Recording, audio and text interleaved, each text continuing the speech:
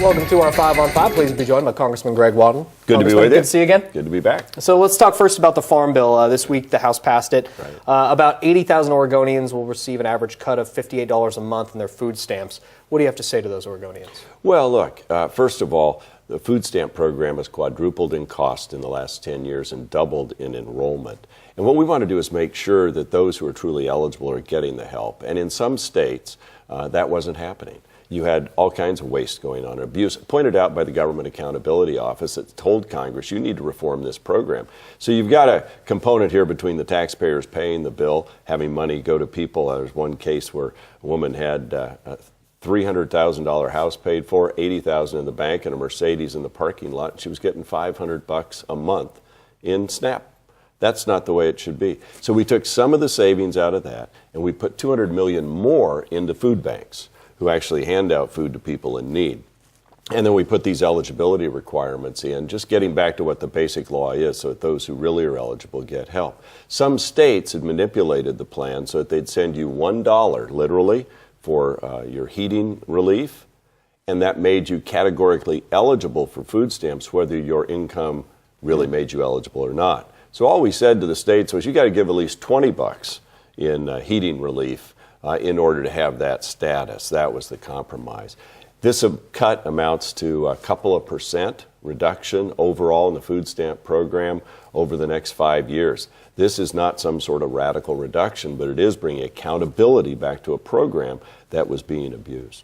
Okay, fair enough. Now, you and I were just talking briefly about drought and what we're going to be seeing this summer here in Oregon. What are you hearing federally about what can be done? Well, I had an opportunity as being on the escort committee for the President for the State of the Union to talk to him directly about the drought problems that we're facing in all of Oregon, frankly, up and down the West Coast, and pointed out that we may, not get water deliveries to our farmers this year.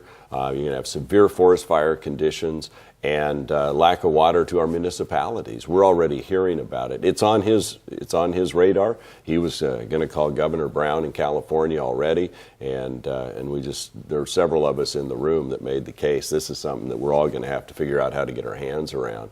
And frankly, part of the Farm Bill restores some funding for disaster relief for livestock. Those fires down out of Lakeview, Berry Point Fire and all, where the cattle were killed and the rangeland was burned out. The prior Farm Bill had not funded that program for its final year, so those ranchers were eligible and got no help. This goes retroactive back to 2012, so those ranchers who lost cattle and ground and fence that were covered by this disaster program now will be able to get that help. Second, on the fire side of it, the Farm Bill also includes the Farm Bill does include some language from our Healthy Forest Restoration Act that will allow us to go after some of the bark beetle issues, especially in Colorado, but there's also that problem here. So we took some of that expedited authority and moved it to where we can use it more effectively to stop these fires.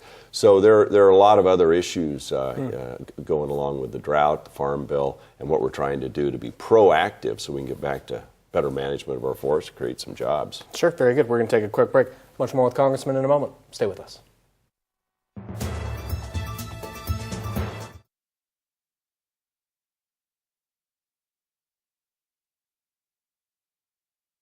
Congressman Greg Walden. Congressman, Senator Merkley and Senator Wyden have said they support a higher minimum wage, a federal minimum wage. Where do you stand on the issue? First of all, Oregon and Oregon voters put a higher minimum wage into statute. It's indexed every year by inflation. I want everybody to get higher wages, but what we need to do is have a stronger economy and boost everybody up and allow them to grow out of a minimum wage job, which is usually a starter job or a fallback job. We want people to be able to have family wage jobs, which is why pushing so hard on these various initiatives from our forest policy, bipartisan legislation that passed the House. I wish our senators would take it up and approve it. That'd be 3,000 jobs saved or increased and hundreds of millions of dollars in revenue for our local services like law enforcement and schools. We need to do more things to create family wage jobs going forward. Okay. Now, you had your own plan with Congressman DeFazio in the House. Senator Wyden had his plan regarding forests and what we're going to do here in Oregon. Where do we stand on those plans and what's going to happen? Our plan, 3 years in the making, a lot of open public process leading up to its passage with a bipartisan vote in September. It's sitting over in the Senate. Senator Wyden has a plan. We've asked the governor's people and their task force to do an economic model to look at which plan produces what revenue, what harvest levels, and what want jobs. I think ours will win out, but we need to have the facts, and the governor's agreed to do that. And so we'll look forward to seeing which one really produces what we want, which is more management in our forests, more jobs in our communities, less wildfire in our forests and our summers choking our watersheds. So. Sure, very good. Okay, now I want to get one last question. Kevin G. From a Facebook viewer asked the question. He's worrying about the Trans-Pacific Partnership, the TPP.